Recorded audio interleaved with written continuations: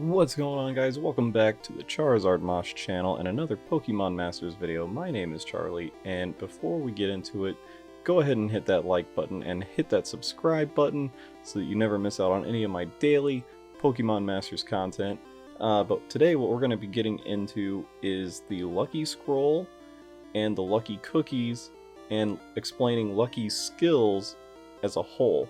So, in order to unlock the lucky skills, you need to use a few items. So the first one is the Lucky Scroll, which I'm showing you right here. It is you get these from Battle Villa and from certain events as rewards for completing missions and beating tiers in Battle Villa. Another thing that you'll need that you also earn as rewards are these cookies. You've got crunchy cookies, creamy cookies, crispy cookies, and chewy cookies. And each one of them you can see is a 1-star, a 2-star, and a 3-star. Obviously, the 3-star cookies are the ones that give you the best lucky skills, like your Lesson Poison 9, your Power Flux 3, Critical Strike 2, that sort of thing. The lower level ones, like 1-star Crunchy Cookie, you can get those higher level ones, but it's much more rare. And that's why I say that using the 3-star cookies are the ones that are going to give you the best odds at getting you those powerful techniques. The Chewy Cookies... Wait, hang on a sec. Not bad, huh? Yeah. Alright, so... the Chewy Cookie skills. So there's 4 kinds of cookies that give you particular sets of skills. The Chewy Cookies, there are 18 of these cookies covering all 18 Pokemon types, so it's type specific. They provide a 40% damage reduction, excluding sync move damage. For like your tank units, like Signasuit Alyssa, for Thornton and Bronzig, for who's another really good, for Mew, Hilbert and Samurott, Rosa and Superior. Like, these are really good tank units with really good defense stats.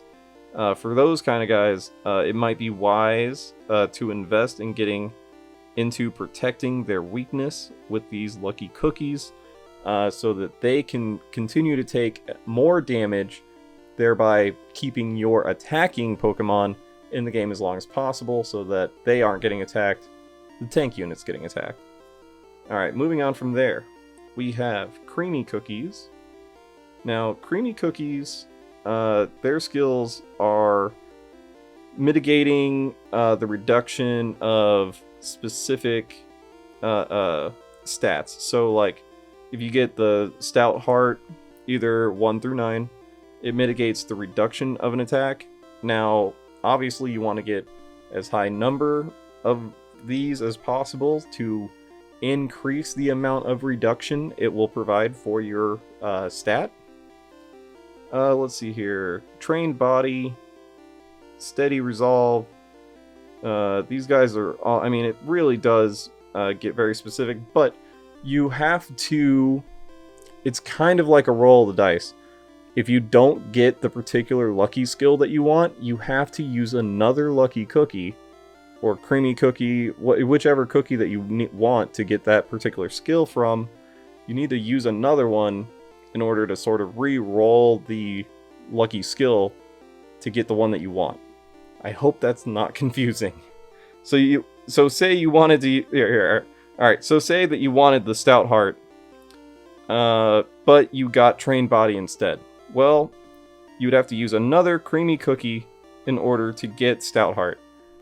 Depending on how lucky you are, hence Lucky Cookie, or Lucky Skill, you'll be able to get the one that you want. It just takes time and patience. Let's see here.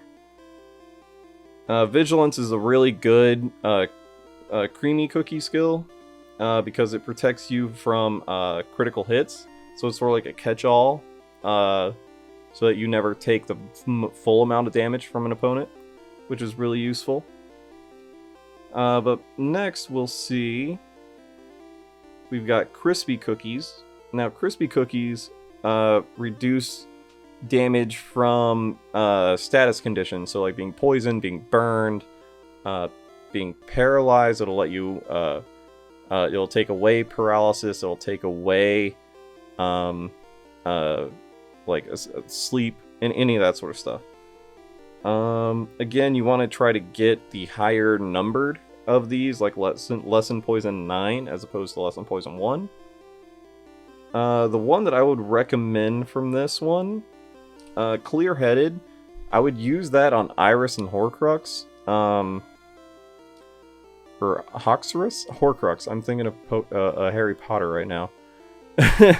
For Iris, you would definitely want to use Clear-Headed because it keeps the Pokemon from becoming confused, and the power attack that Hoxorus has makes them confused every single time he uses it.